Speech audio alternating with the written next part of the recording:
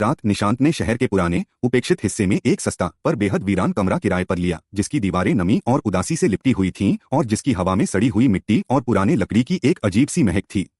यह कमरा पहली रात से ही उसे असहज महसूस करा रहा था। छत के एकदम कोने में एक दरार थी जो निशांत को घूर रही थी और कमरे में बिजली का बल्ब कभी कभी टिमटिमाता था, जैसे कोई अदृश्य शक्ति उसे छूकर परेशान कर रही हो, जिससे निशांत ने खुद को समझाया कि यह सब थकान और अकेलेपन का वहम है। लेकिन जैसे ही उसने बिस्तर पर करवट ली, दीवार के अंदर से एक हल्की पर स्पष्ट खुरचने की आवाज आई, बिल्कुल वैसे ही जैसे कोई अपने नाखूनों को ईंटों पर धीरे धीरे रगड़ रहा हो। उसने ध्यान नहीं दिया, पर आवाज बढ़ती गई, पहले एक हल्की फुसफुसाहट में बदल गई और फिर किसी की दम घुटने की बेचैन सूखी हुई खांसी में।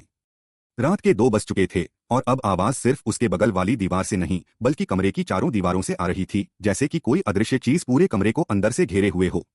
डर की एक ठंडी लहर निशांत की रीढ़ से गुजर गई। उसने तुरंत टॉर्च जलाई और उसकी रोशनी में देखा कि दरवाजे के नीचे से और छत की दरारों से एक काला गाढ़ा तरल पदार्थ रिसना शुरू हो गया था, जिसकी गंध मिट्टी की नहीं बल्कि पुराने बासी खून की थी।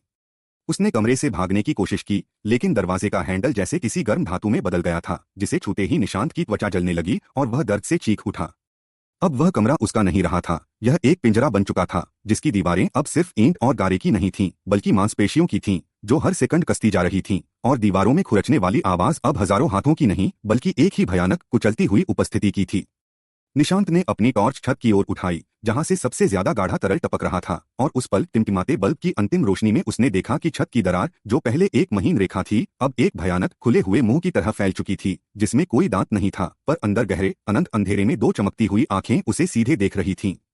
इससे पहले कि निशांत चीख पाता, मुंह तेजी से खुला और उस खुले स्याह शून्य से एक पतली मगर बेहद मजबूत मांसल नस निकली, जिसने बिजली की रफ्तार से निशांत के गले को कसकर जकड़ लिया। वह नस ऐसी थी जैसे किसी विशाल, ठंडे और सड़ी हुई सांस वाले अजगर की पूंछ हो।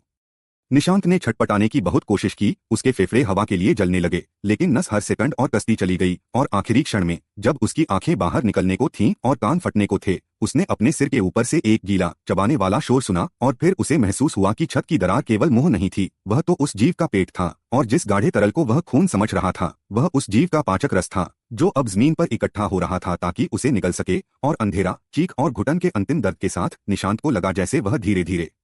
छत की उस दरार के अंदर खींचा जा रहा है, जहां उसे पता था कि वह जीव उसे साबुत निगल लेगा, और उसकी आखिरी सांस में उसे सिर्फ हड्डियां टूटने और मांस फटने की चरमराती हुई आवाज सुनाई दी, जो तुरंत दीवार के अंदर दब गई और कमरा फिर से शांत हो गया, इंतजार में अगले शिकार के लिए।